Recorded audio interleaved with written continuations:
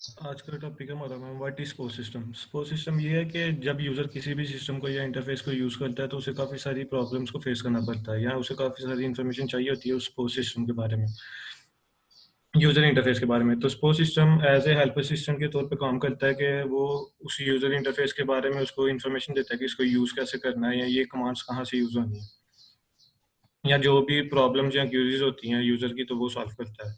Next. यार ये system stuck हो गया हुआ है। सर नेक्स्ट कर। हाँ यार सिस्टम स्टक हो गया हुआ है, नहीं जा रहा नेक्स्ट।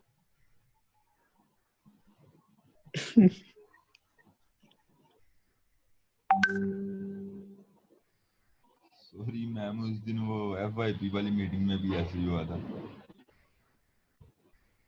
ये एक एग्जांपल है यार, ये एग्जांपल है मोबाइल सिस्टम की जिसपे हमें साथ उसके छोटी सी क्विक गाइड मिलता है कि इसको स्टार्टिंग में यूजर को कि इसको यूज कैसे करना है आपने, जिस तरह अब आपने वाईफाई कनेक्ट किस तरह करना है इसके साथ, पहले लैंग्वेज किस तरह सेट कर लिया मोबाइल की, तो ये सारी चीजें यूजर सपोर्ट सिस्टम में बताई जाती है। नेक्स्ट। 4 टाइप्स के यूजर सपोर्ट सिस्टम होते हैं, एक क्विक रेफरेंस, एक टास्क स्पेसिफिक हेल्प और एक फुल एक्सप्लेनेशन और एक ट्यूटोरियल। जो क्विक रेफरेंस है ना, नेक्स्ट। स्लो कर थोड़ी है। Quick reference as a reminder के तौर पे यूज होता है। ये उन यूजर्स के लिए होता है जो यूज टू होते हैं पहले से यूजर इंटरफेस के, लेकिन कोई भी टास्क परफॉर्म करते हैं वो किसी कमांड को या किसी टूल को यूज करना भूल जाते हैं, तो ये एज ए क्विक रिमाइंडर के तौर पे यूज होता है उन्हें, जो कि वो देख सकते हैं कि ये टास्क कैसे परफॉर्म होना है या टूल कैसे यूज होना। नेक्स्ट। फुल एक्सप्लेनेशन, ये एक्सपीरियंस यूजर के लिए होता है। फर्स्ट ये जो पहले से यूज टू होते हैं किसी ऐप में या किसी यूजर इंटरफेस के, लेकिन ये किसी एक कमांड की या टूल की फुल एक्सप्लेनेशन जिसने देखनी हो या जिसने फुल एक्सप्लेनेशन के बारे में जानना हो तो ये उनके लिए होता है कि किसी कमांड के लिए फुल एक्सप्लेनेशन या उसकी फुल फंक्शनलिटी क्या है। Task specific help, task specific help is required when the user has incomplete problem. Task specific help तब यूज होता है जब यूजर किसी पर्टिकुलर टास्क को परफॉर्म कर रहा होता है, लेकिन उसको उस टास्क को परफॉर्म करते हुए डिफिकल्टी फेस आती है। लेकिन टास्क स्पेसिफिक हेल्प ये है कि अगर यूजर को कोई डिफिकल्टी फेस आती है तो उसको उसको ये टास्क स्पेसिफिक हेल्प उसी की नीड के मुताबिक ये उसकी प्रॉब्लम सॉल्व कर सकता है, और ये स्टेप बाय स्टेप बताता है स्टेप बाय स्टेप प्रॉब्लम को परफॉर्म किस तरह करना है। नेक्स्ट।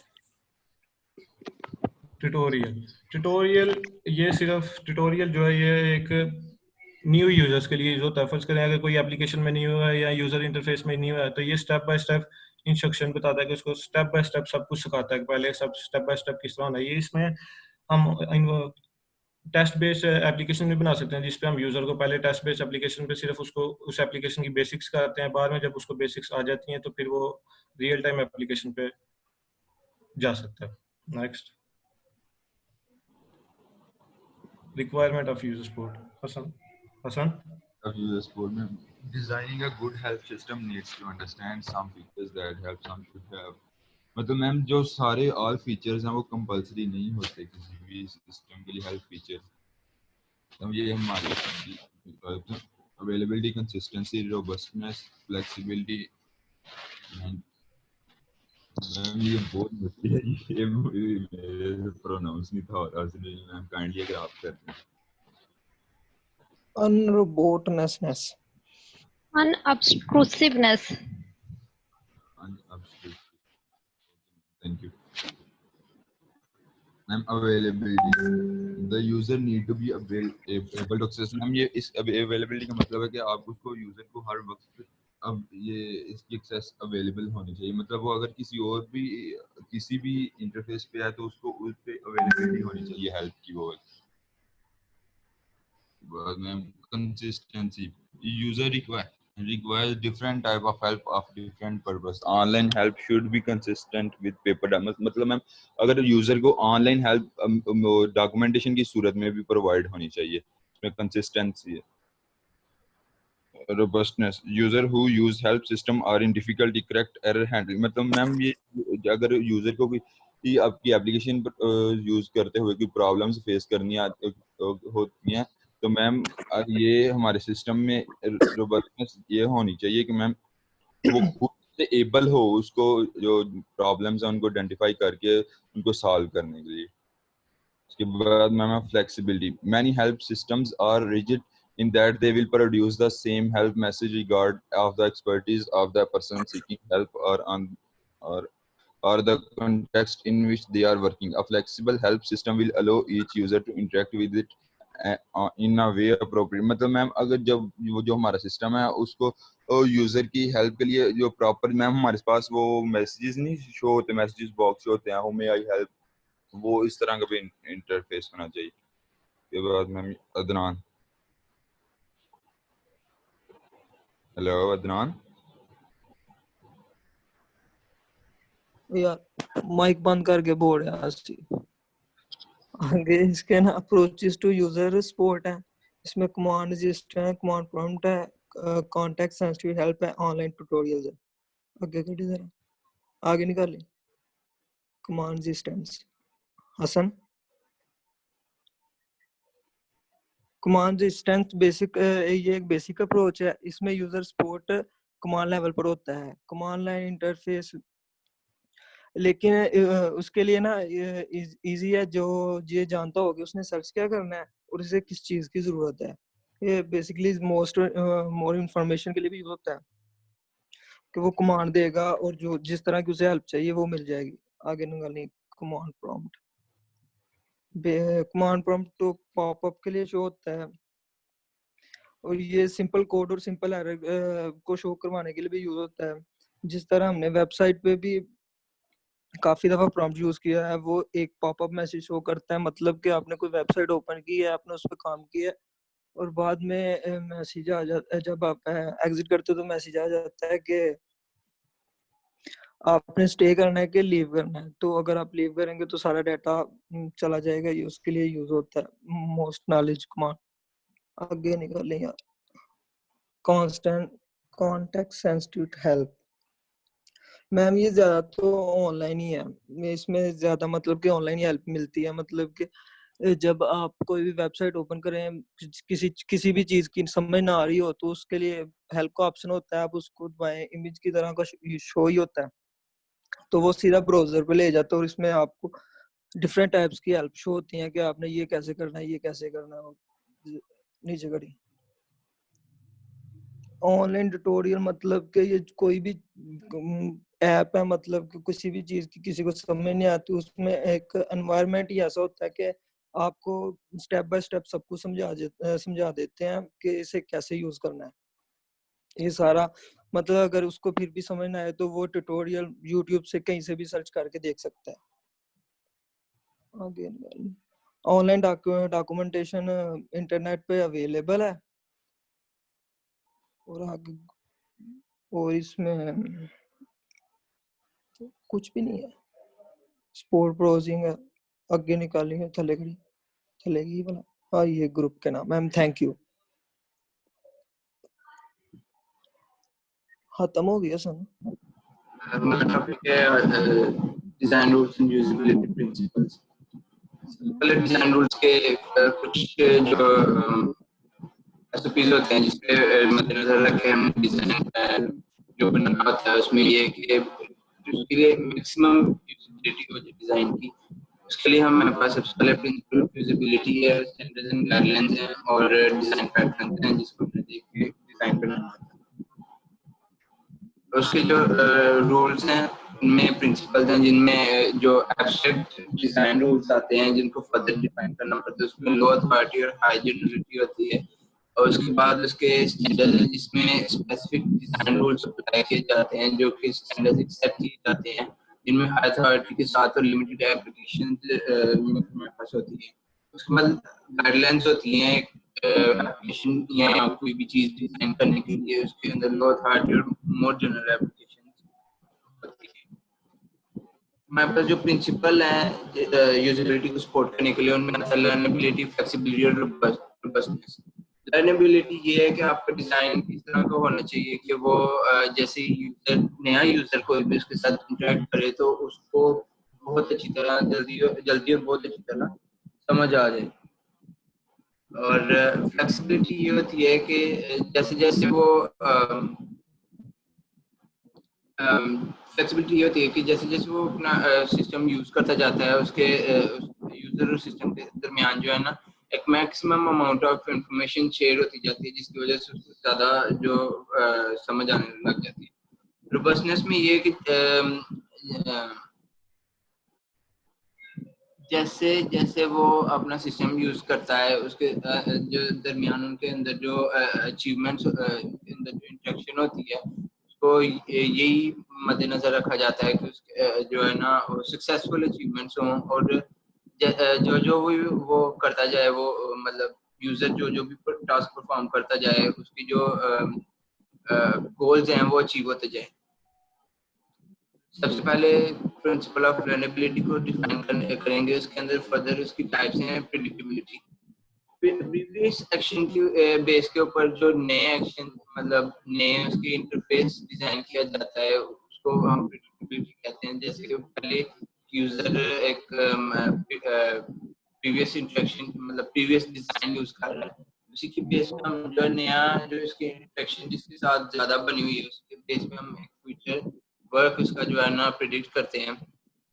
सिंथेसाइजेबिलिटी उसके अंदर जो पास्ट का जो उसकी एक्शंस होते हैं ना उसको हम मद्देनजर रखते हैं, उसको हम जो इफेक्ट होता है उसका एक यूजर के ऊपर उसको हम जो है ना बहुत डिजाइन सेट करने में मद्देनजर रखते हैं। उसी उस डिजाइन में सिंथेसाइजेबिलिटी में एक इमीडिएट आपको वो मिल जाता है, आउटकम मिल जाता है as compare to single line command interface. उसके अंदर आपको दोबारा चेक करना पड़ता है कि अगर एक चीज फाइल मूव होगी है या नहीं हुई। इसमें इमीडिएट जो होता है वो उसी टाइम आपके आ जाता है, वो नेचुरल लैंग्वेज में आ जाता है। इसके अगर अगर फर्दर टाइप्स हैं फेमिलियरिटी के आपका जो सिस्टम है वो आपके साथ कितना फेमिलियर है, कितने उसको आप मतलब यूजर के साथ कितना फेमिलियर है। उसके बाद जनरलाइजेबिलिटी मतलब जो भी उसके पास नॉलेज है उसको एक जो इंटरेक्शन नॉलेज है उसको एक सिचुएशन में जो है एक्सटेंड कर देता है, उसको जनरलाइजेबिलिटी का नाम देते हैं कि वो जो स्पेसिफिक मतलब कोई भी स्पेसिफिक इनपुट आउटपुट की या जो भी इंटरेक्शन उसमें नॉलेज हो रही है यूजर और सिस्टम के दरमियान वो एक बहुत जनरलाइज्ड हो कि वो बाद में मतलब उसको समझ आती रहे और वो बाद में भी जो है ना एक नई सिचुएशन भी वो अच्छी तरह यूज कर सके। कंसिस्टेंसी होती है जैसे वो इनपुट आउटपुट की जो है वो सिमिलर सिचुएशन है, जो भी टास्क ऑब्जेक्टिव्स वो यूज कर रहा है उसकी जो कंसिस्टेंसी शुरू से लेकर एंड तक वो बरकरार रहनी चाहिए डिजाइन। उसके बाद प्रिंसिपल ऑफ फ्लेक्सिबिलिटी, इसमें डायलॉग इनिशिएटिव मल्टीथ्रेडिंग और task माइग्रेबिलिटी।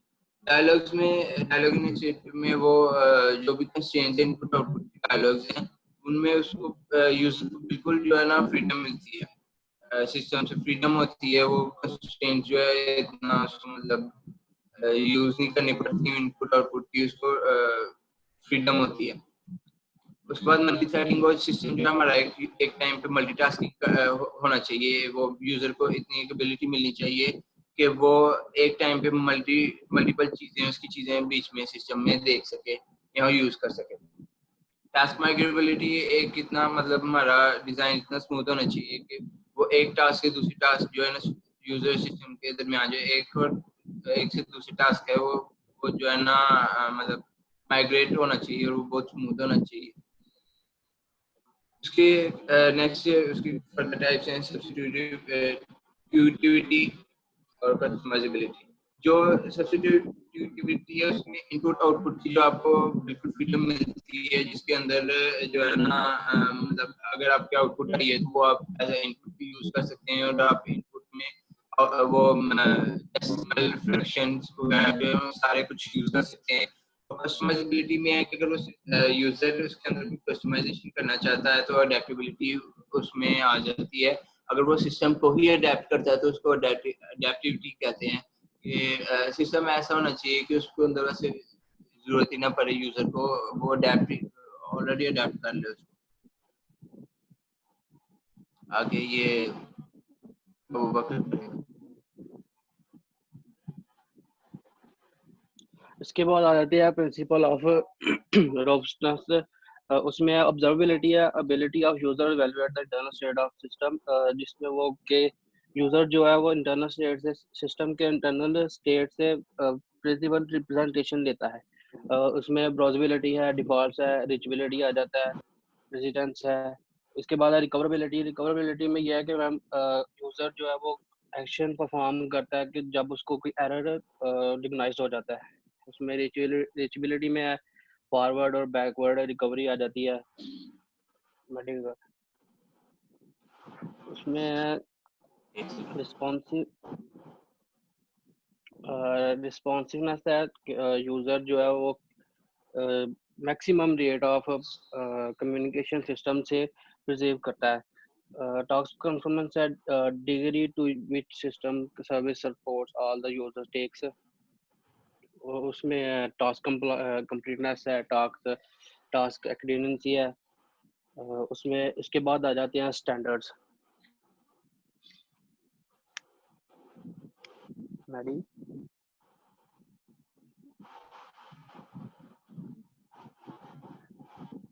Standards set by standards जो है वो नेशनल और इंटरनेशनली सेट किए जाते हैं। मतलब कि डिफरेंट कंपनीज को डिफरेंट स्टैंडर्ड्स प्रोवाइड किए जाते हैं।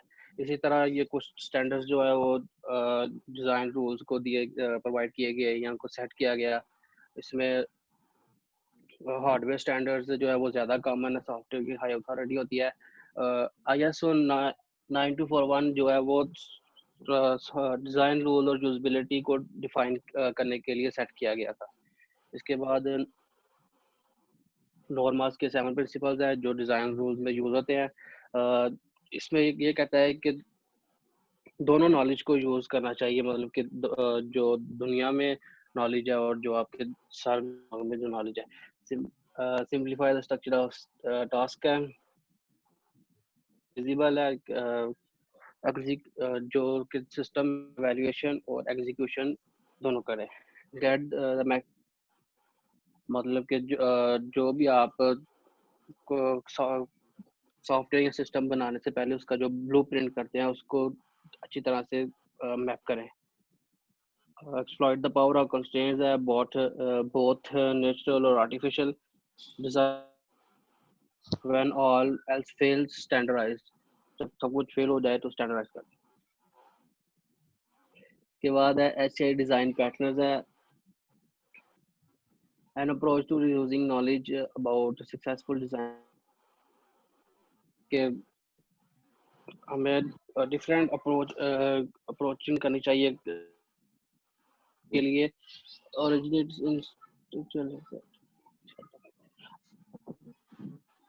इसमें HCI डिजाइन पैटर्न में एग्जांपल्स है कि light on two sides of every room, architecture go back to a safe place.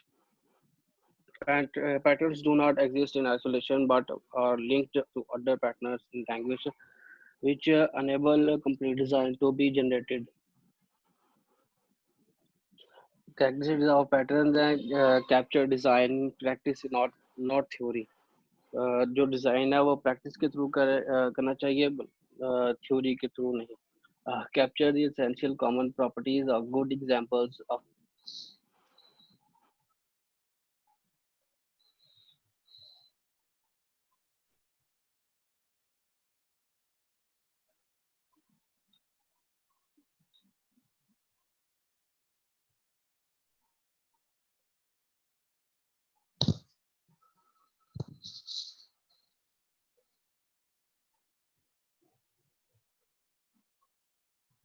Complete हो गई।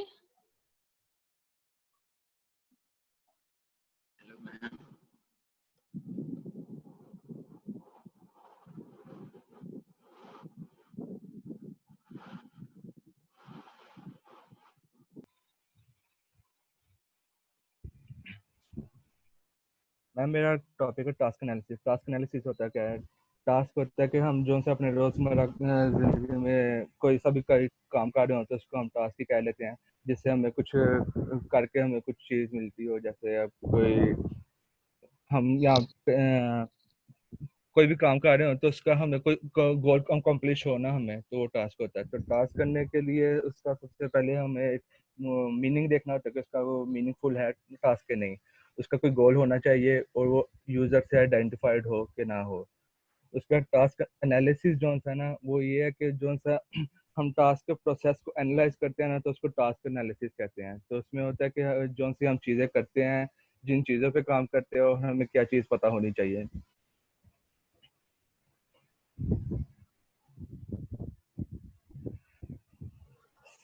व्हाट इज अ टास्क, इसमें स्केहन ने डिफाइन किया हुआ टास्क को कि टास्क वो होता है जिसमें उसका कोई बेसिक प्राइमरी मीनिंग हो, जिसमें उसका कोई रियल वर्ल्ड से कोई उसका रिलेशन हो और उसकी कोई मेन प्रायोरिटी हो, जिससे हम टास्क को परफॉर्म करते हैं कि उससे हमें कोई आउटकम हमें कोई मिले।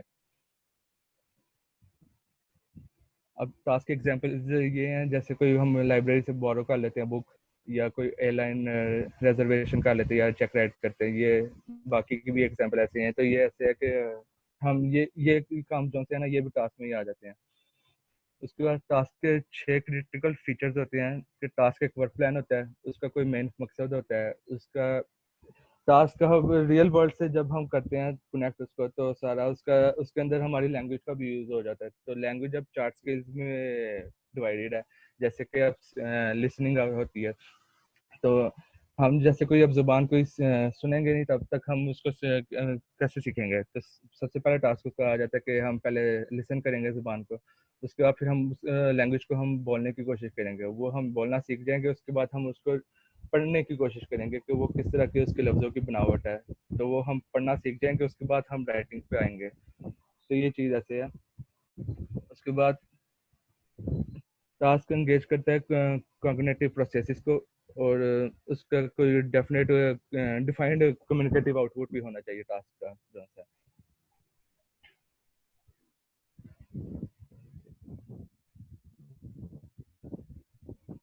टास्क एनालिसिस में अब 3 चीज़ें आती हैं, व्हाट, व्हाई एंड हाउ। तो इसमें अब टास्क व्हाट में आता है कि टास्क एनालिसिस को हम डिफाइन करते हैं टर्म में कि उसका वो कॉग्निटिव हो और उसके कोई परसेप्चुअल एस्पेक्ट्स भी हों। और वाई में आ जाता है कि हम देख अंडरस्टैंड करते हैं कि लोग काम कैसे करते हैं। कि अगर कोई सिस्टम में, अगला पॉइंट है, अगर कोई टास्क में कोई सिस्टमेटिकली हम एग्जामिन उसको करें तो वो हम तो ये देखते हैं कि यूजर एग्जिस्टिंग पे सिस्टम पे अगर कोई काम कर रहा है या न्यू सिस्टम पे काम कर रहा है। और हाउ में आ जाता है कि हम कलेक्शन डाटा कलेक्शन हमारी कैसे उसकी होगी टास्क एनालिसिस के लिए। उसके मेथड्स यही हैं कि ये दोबारा से रिपीट हो गई है कि लोग क्या काम करते हैं, उसमें किन चीज़ों पे काम करते हैं, उनको क्या नॉलेज होनी चाहिए। उसके बाद गोल्स आ जाते हैं। गोल्स में हमारा होता है कि हमने एक्सट्रैक्ट करना होता है कि लोग क्या काम कर रहे हैं। उसके बाद फिर हमने जो डिस्क्रिप्शन को, उसके बाद जो सा वो डिस्क्रिप्शन होते हैं उनको हमने रिप्रेजेंट करना होता है। उसके बाद फिर नेक्स्ट स्टेप आ जाता है हमारा प्रिडिक्ट डिफिकल्टी परफॉर्मेंस। हमने उसमें प्रिडिक्ट करना होता है कि उसके अंदर उस टास्क के अंदर कितनी डिफिकल्टीज है और उसकी परफॉर्मेंस कैसी है। उसके बाद हमने लर्नेबिलिटी देखनी होती है कि उसमें ट्रांसफर ऑफ नॉलेज कितनी, और हमें कितना कुछ उससे सीखने को मिल रहा है, और उसमें सिस्टम्स में कितनी ट्रांसफर नॉलेज है। उसके बाद फिर आ जाता है कि इवेल्युएट करना होता है हमने यूजिबिलिटी और उसकी फंक्शन एंड रिक्वायरमेंट्स को। जैसे कि अब ये एग्जांपल है कि हमने हाउसकीपिंग की एग्जांपल है कि हमने घर को कैसे साफ रखना है। तो उसके लिए ये है कि सबसे पहले हम वैक्यूम क्लीनर को निकालेंगे, उसके फिर पार्ट्स अटैच करेंगे, उसके बाद सफाई करेंगे। जब डस्ट बैग फुल हो जाएगा तो हम उसको अपने एम्प्टी कर देंगे और उसको वैक्यूम क्लीनर को हम वापस रख देंगे। ये आगे ब्रीफली एक एग्जांपल एक्सप्लेन करेंगे। और उसके बाद फिर ये उसकी 3 अप्रोचेज होती हैं, task decomposition, knowledge based techniques और एंटिटी रिलेशन बेस्ड। तो टास्क डिकम्पोजिशन जो सी है उसमें होता है कि हम जो से भी टास्क होता है उसको हम सब टास्क में डिवाइड कर देते हैं, और उन सब टास्क में फिर जो से एम होते हैं हम देखते हैं कि यूजर के जो से एक्शन होते हैं हम उनको डिस्क्राइब करते हैं। जो से टास्क की क्लासेस बन जाती है, हम उनको एक ऑर्डर जो से सब टास्क होते हैं उनके हम ऑर्डर को डिस्क्राइब करते हैं। और जो से उन ऑर्डर का एक स्ट्रक्चर होता है ना, हम उसको भी एग्जामिन करते हैं। हायरार्किकल टास्क एनालिसिस जो है वो सिस्टमैटिक मेथड है जिससे हम देखते हैं कि काम कैसे ऑर्गेनाइज हो रहा है अपने ऑब्जेक्टिव को पहुंचने के लिए। तो उसके ये कॉमन सा टास्क एनालिसिस है। उसके बाद ये टास्क को सब टास्क में डिवाइड करता है ये हायरार्किकल टास्क जो है। इसके अंदर आ जाते हैं कि गोल्स, ऑपरेशन और प्लान्स क्या है। कि गोल्स ये है कि हम वो जो सा पर्सन है वो क्या अचीव करना चाह रहा है। उसके अंदर ऑपरेशंस है कि हम क्या क्या कौन से गोल्स को देख के कर रहे हैं, क्या गोल्स है हमारे। और प्लान्स है कि किस ऑपरेशंस के अंदर वो प्लान को हमने कैरी आउट किया है। आगे सॉन्ग।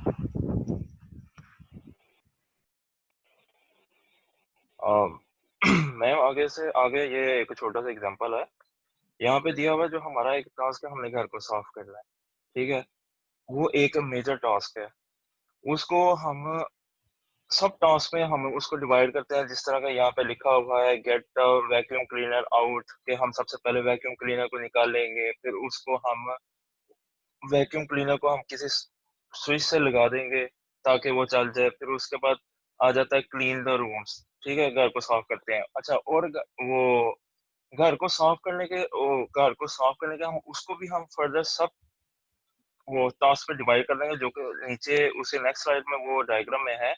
ठीक है, उस पे यहाँ पे लिखा हुआ है clean the hall, clean the living room, clean the bedroom. ठीक है, ये जो क्लीन द रूम्स के ये आगे सब टास्क है उसके। फिर उसके बाद आता है एम्प्टी द डस्ट बैग, जब सारा वो रूम को क्लीन करके सारा डस्ट वो फेंकना होता है।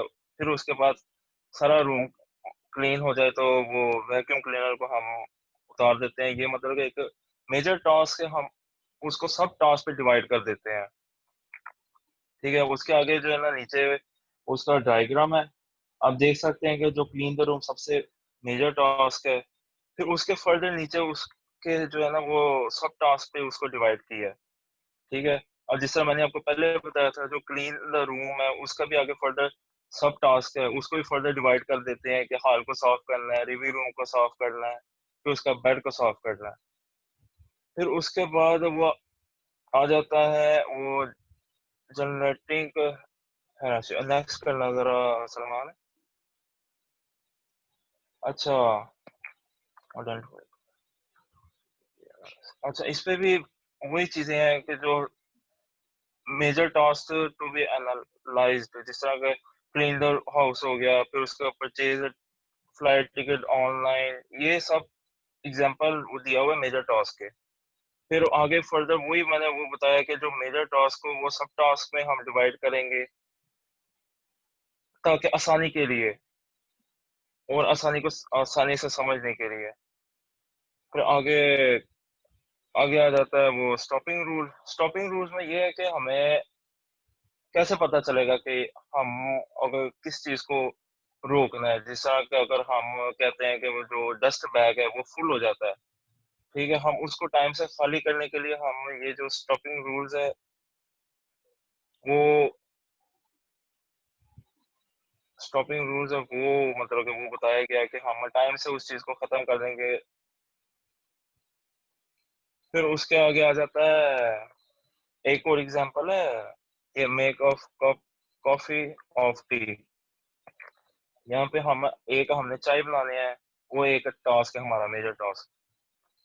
ठीक है, तो उसके आगे सब टास्क है, पानी बॉईल करना है, फिर एम्प्टी पॉट है, फिर उसके बाद पॉट के अंदर जो है ना वो टी लीव्स डालने हैं, फिर जो बॉयल पानी और जो बॉयल वाटर है वो हमने डालने हैं। मतलब ये सब टास्क है। तो हमने जो बॉयल वाटर है उसका आगे फर्दर जो सब टास्क है उसको हमने और डिवाइड किया है कि हमने सबसे पहले केटल को पानी से भरना है, फिर उसको बॉयल करना है, फिर उसके बाद हम वेट करेंगे पानी को बॉयल होते हुए, फिर उसके बाद गैस को बंद कर देंगे। फिर उसके आगे फिर आ जाता है make a pot of T. उसको भी हमने फर्दर सब टास्क में डिवाइड किया है। कि वार्म पॉट, फिर उसके अंदर जो है ना टी लीव्स वो उसको पॉट के अंदर डालेंगे, फिर उसका गर्म पानी उसके अंदर डाल देंगे। मतलब कि ये सब टास्क को भी फर्दर हमने डिवाइड किया है।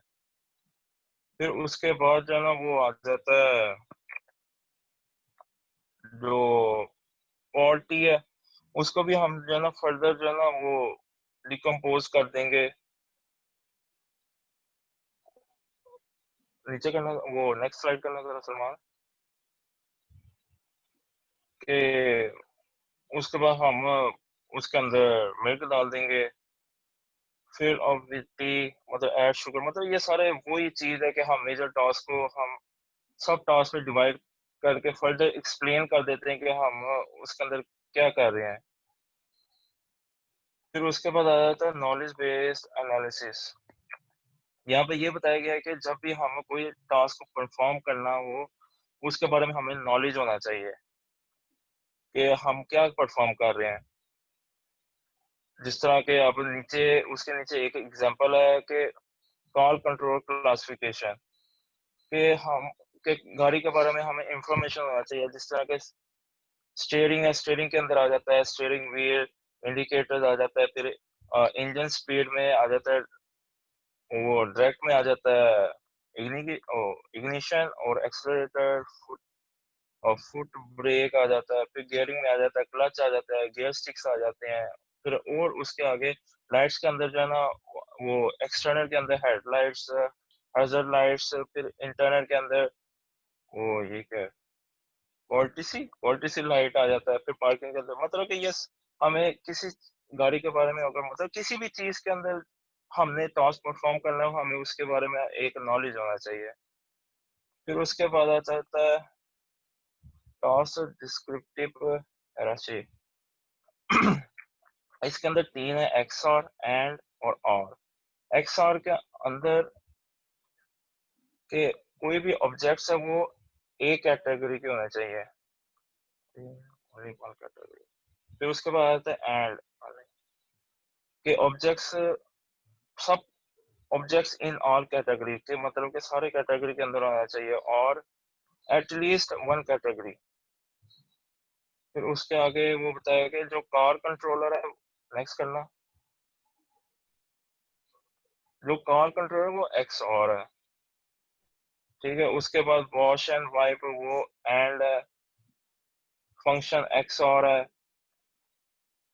जो वाइप्स है वो front wiper, rear wiper, wash front washer, rear washer. Position भी एक्स और है, जो फ्रंट वाइपर जो क्या है। फिर उसके आगे जो है ना ये सलमान अलमाज समझा देते हैं आगे कि ये क्या है।